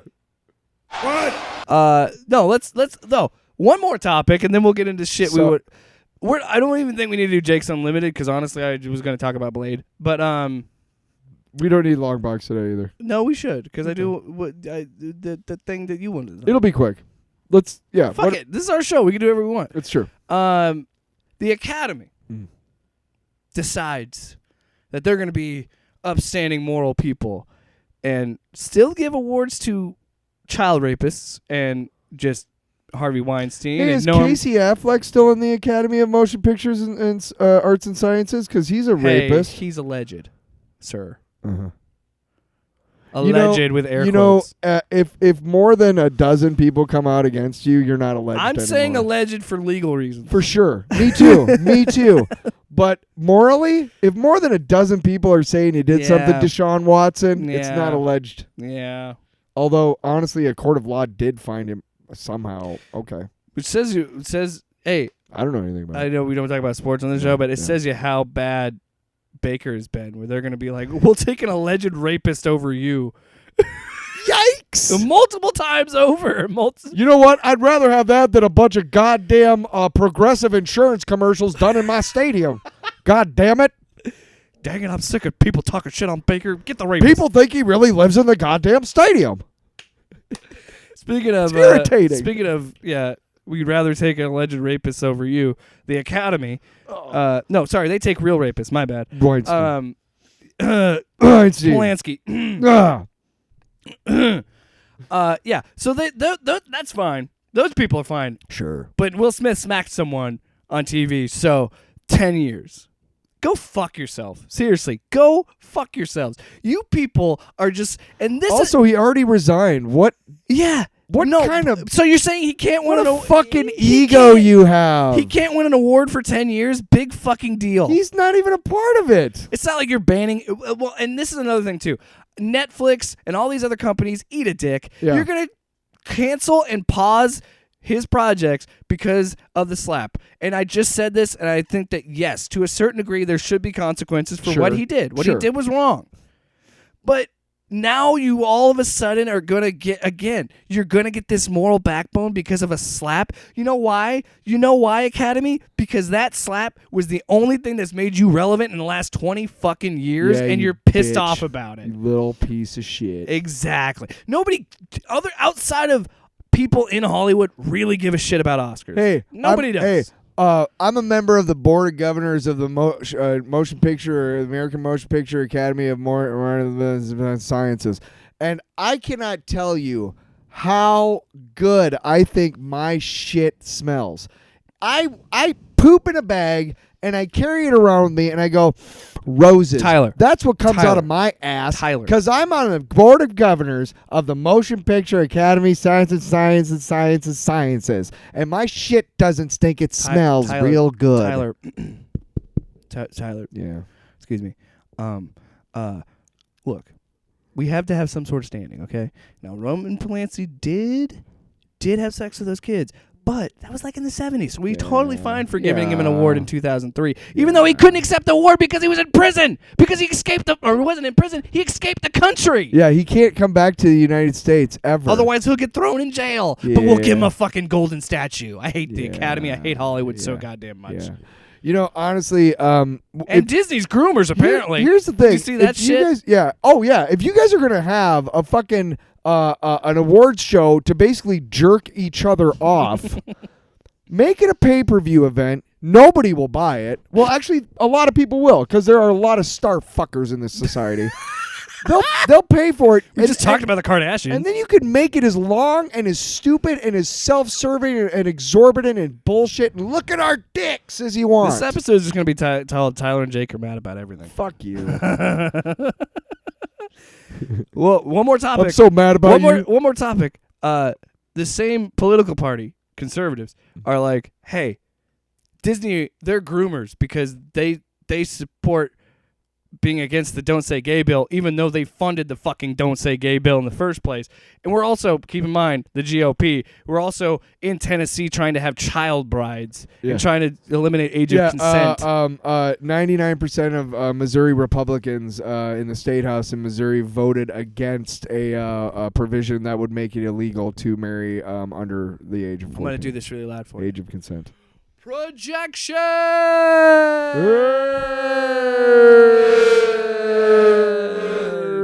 That's weird. Fucking. They're the real pedos. But yeah, let's attack. Dude, there's so many reasons to hate Disney. Star Wars being one of them. But right? If you want to hate Disney, hate it for the right reason. Yeah.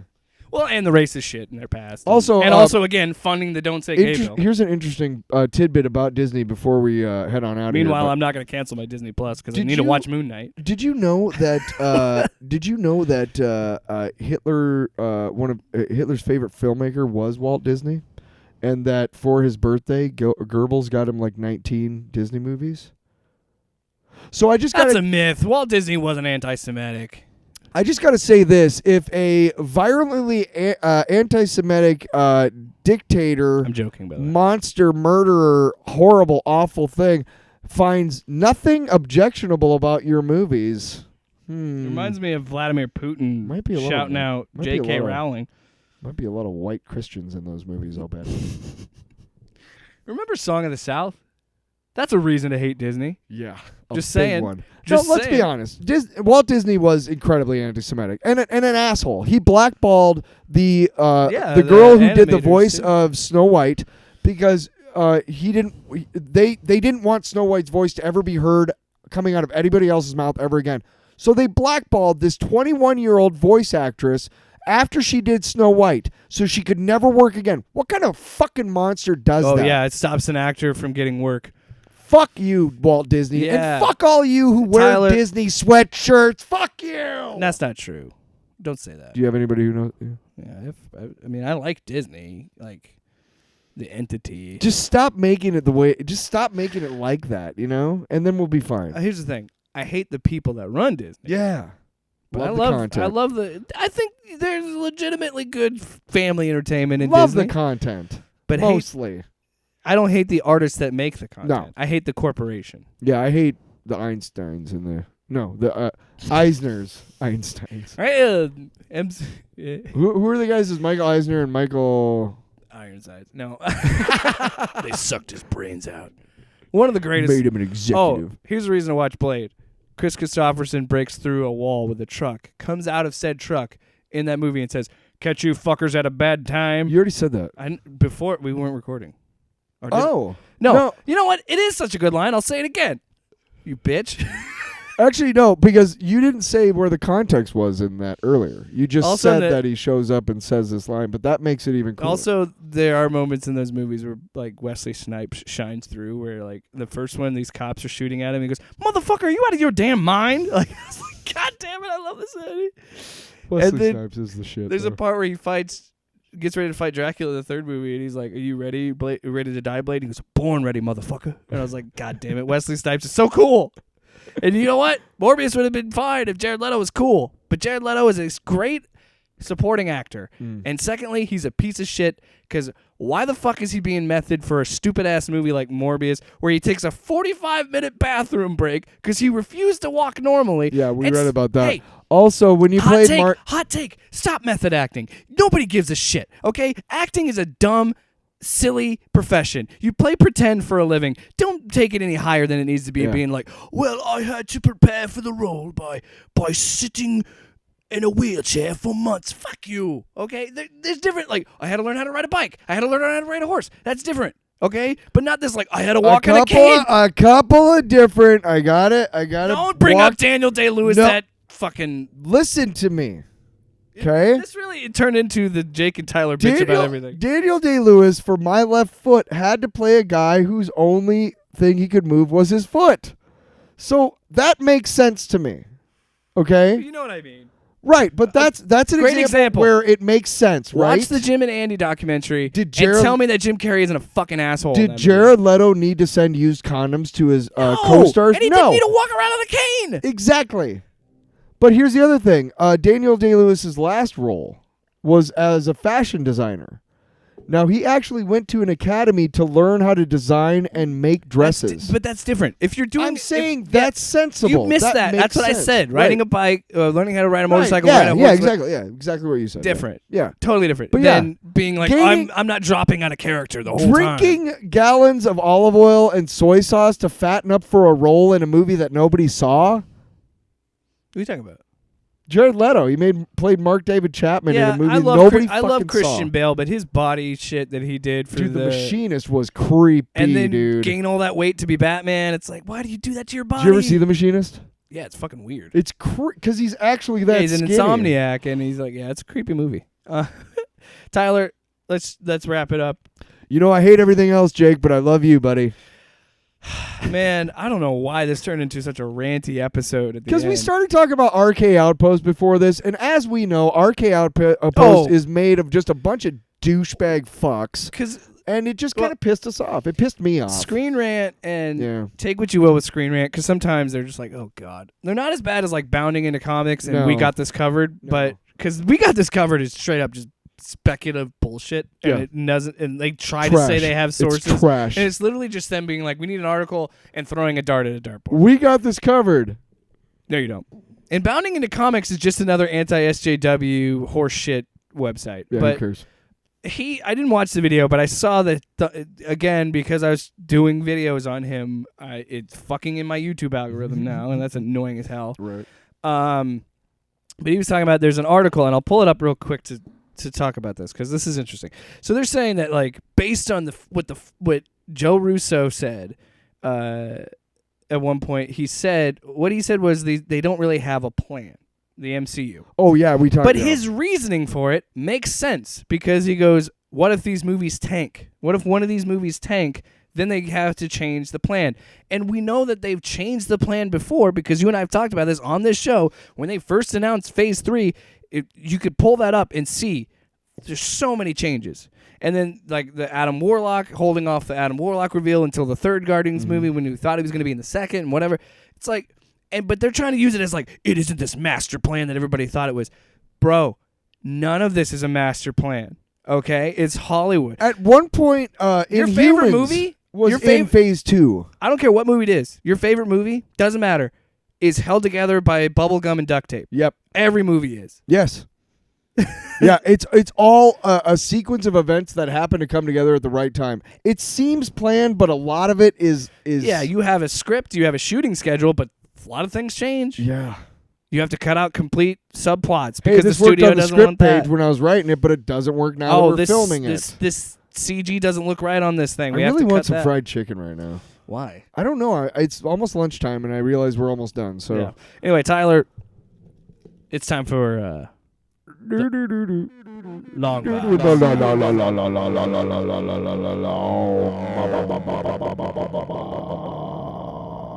While we're on the topic of things you hate, before you talk about things you love, did you ever finish Picard? No. Season 2? All right. Anyway, what did you want to talk about this week? I've seen that Season 3 is going to bring back a bunch of Next Generation people. I don't care. I have Paramount Plus to watch Halo. I might watch some Star Trek stuff, but I don't care. Watch Hot in Cleveland. That's a great show. Betty White. It's a sitcom. R.I.P. Craig Ferguson's in that show a little bit. I love him. They actually did a couple of live shows, and one of them, Alex Trebek, plays a park ranger, and he comes in at one point, and he's kind of the narrator in the whole episode, but it's filmed live, right? Mm-hmm. So he comes in at one point towards the end, and he's like, "Just remember, folks, when you're out there and everything, you should do this, or else you could find your lives in." And then he looks right at the camera and says, "Jeopardy." And you can see Valerie Bertinelli in the background just lose her shit because she's like, that's so fucking funny. R.I.P. too. Yeah. Yeah. Damn. Craigie Ferg's still alive though. Long box. Let's talk about X Lives and X Deaths of Wolverine because again, actually, you know what's funny? You're keeping with the theme because you're not happy about this. well, Wednesday is new comic book day at the comic book shop, and I went in there on Wednesday, and there was like one issue that I wanted to buy, and it was Spider-Punk. Really great. Not issue 55 of Saga. Yeah, right. Yeah, I'm never just gonna get that find mailed to you. I feel like you could just go on Image and have it mailed to you. I probably could. Yeah. Anyway, So, looking around and everything, and I'm like, okay, well, I'm not really finding anything, but oh wait, I've been reading about this X Lives / X Deaths of Wolverine comic series, and I'm like, maybe I should get it because I see that they have #1 reprinted. They have all 5 of them. I buy them. I go home. I read #1. First of all, #1 was $5.99 instead of the usual $4.99, and then every subsequent issue was $4.99. You know how much Spider-Punk #1 was? $3.99. What? Much better issue. Anyway, so I when read Ghost Rider 1 came out and it was like $6. Yeah, you were there. Yeah, I was like, and it wasn't even that good. I was gonna read it. I was like, fuck. Wasn't even that good. Anyway, Anyway, back to X Lives. I read the whole X Lives of Wolverine. Terrible title. Yes, I get what they're trying to do, but I thought it was when I thought it was one series. I was like, that's kind of cool. So I read X Lives of Wolverine #1. You notice I'm not saying X Lives / X Deaths anymore. There's a reason. I get to the back and there's a whole fucking table of contents. Week 1, X Lives of Wolverine. Week 2, X Deaths of Wolverine #1. I threw that fucking magazine so hard across my fucking floor that the ink fell off the pages, okay? I was pissed. I was like, I spent $30 fucking on these 5 issues so that I could get a complete story, and I'm missing 5 issues for another $30. God knows if they even had the X Deaths of Wolverine 1 through 5 there. I didn't even bother to check because I didn't know it existed. They did that shit too with Powers and House of X. Yeah, when Hickman. At least they called them like something vastly different, like Powers and House. You have X Lives of Wolverine on the underside of the logo is X Deaths. It looks like one logo. Yeah, when they did the Hoxpox, at least it was. It said, I'm pretty sure it says like when you get the first one of either one, it says you're going to need it.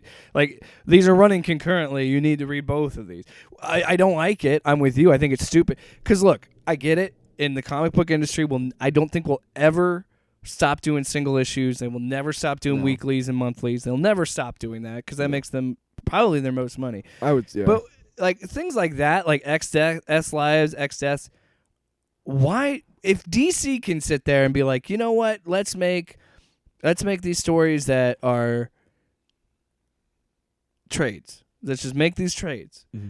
Why not just do that? Because I don't even think that's probably, it might be tied to continuity. I don't know. But at the end of the day, even if it is, why not make it easier on your fucking readers? Why not make it easier on the people that are going to buy this shit? It's a waste of 5 issues. Nothing fucking happens. Oh, I've heard it's bad. Nothing happens. Nothing. Nothing happens. It's, hey, here's Wolverine's greatest hits from all his comic book stories. That's it. And Jean Grey and Professor X are somehow, like, following him.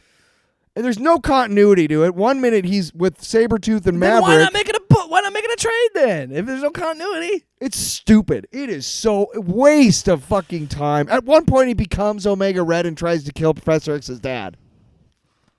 This is one of those times that I wish we had video. We'll get it at some point. But I really got into the whole let's be pissed about stuff just now. So, thanks. This is just going to be called the angry episode. Got that out of my system. Yeah, Marvel, generally, I like what you guys do month to month, but honestly, fuck you. What was the other book that made you like swear off Marvel for a couple weeks? Oh, God. I think it was another X-Men book, wasn't it? Fuck. I don't remember. I'd have to go back in the episodes, but yeah, you've not been very happy with... I pretty much stayed clear of the X books because there's like 27 of them, and... I don't know which ones are connecting to which ones. Does it make you miss when they were dead and they didn't have all these fucking books that you'd have to read? Dude, when I was growing up, there was the Uncanny X-Men. That's it. Then they had Classic X-Men. Then they had X-Men. Do you remember 10 years ago, we had Avengers vs. X-Men, and then I think was it Bendis? I think Bendis did a story called All New X-Men, and the storyline was they went back in time and got the first class to join up with the current versions of the first class, and it's like, what are we? Sometimes, what is going on? Sometimes I love it when comic books these characters exist in the Marvel universe now. Sometimes I love it when these comic books are overly complex and ridiculous and weird, but then sometimes it's like, what the fuck are we doing? Why is this man going through time to have sex with his mother to be born? I will never stop bringing up Avengers 200 because it's the dumbest shit I've ever seen or read. And it's creepy. Yeah. It's a rape apology. What makes me angry more than anything about that is that how many men saw that on the way to the printer, and not one of them was like, I don't think that's gross. You should probably take my name off that. I don't want my name. Right? Yeah. Countless. They're not not my problem. We're gonna wrap this episode, but there was a topic that we missed that I really wanted to talk about because we talked about Morbius. We talked about Ezra, but the reason I said because I was gonna tie it into this. Apparently, rumor has it that the Flashpoint movie details have been leaked, and I will tell you this right now, based on what I have seen, I hope that isn't the movie because it sounds dumb as shit. What's going on? I couldn't explain it to you in a short amount of time. We might do it next week. We've already talked about the fact that neither one of us gives a fuck I anymore. think we'll hold that off. Even seeing Michael Keaton back in the Batsuit isn't enough to get me to that fucking movie. We're gonna see it. We're gonna see it though. Unlike Morbius, sure, I will see that for the show. Sure. Morbius, I have no problems now with seeing it. But yeah. You know what's honestly sad though? When I go to see Multiverse of Madness, I'm gonna be like, well, damn it, no Morbius trailer. I've come so used to seeing this for 2 years. Right.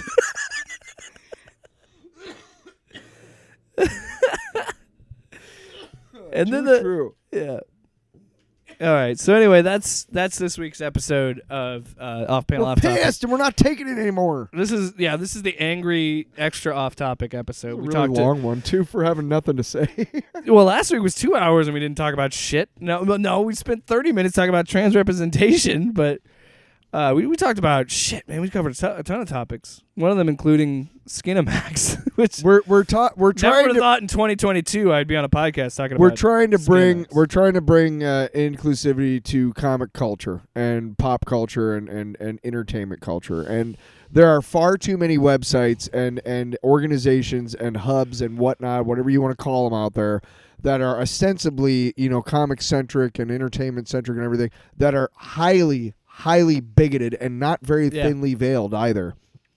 And we're here to give you an alternative because it isn't about being SJW and shit like they want you to believe. It's about the world changing and art changing to reflect that world. And sorry. And a quick heads up in terms of content. Next week we'll probably be going back to the traditional thing of talking about Moon Knight in the regular episode. Yes. The stars just aligned this past week to get it up on the day that it comes out and all that. Yeah. So that'll probably be back to being a part of the episode. And the day that the Thor: Love and Thunder trailer comes out, we might have something special. Yeah, we might. Yeah, we might. We might. Can't say more than that. Mm-hmm. Because we don't know what day it's going out either. And truth be told, the video will probably come out the same. Even he's sick of us talking. What's your problem? He's sick of us. You He's want to like, fight? My dog is squaring up on me right now, dude. You see this? He's ready to fight. Tyler, what drop would you like to hear to end the show today? I mean, we're gonna have the usual drop, but what would you like to hear? I think. Do we have the? I could write a book about. You still have that one? I could write a book about what you don't know. Nice. Nice. And that's it.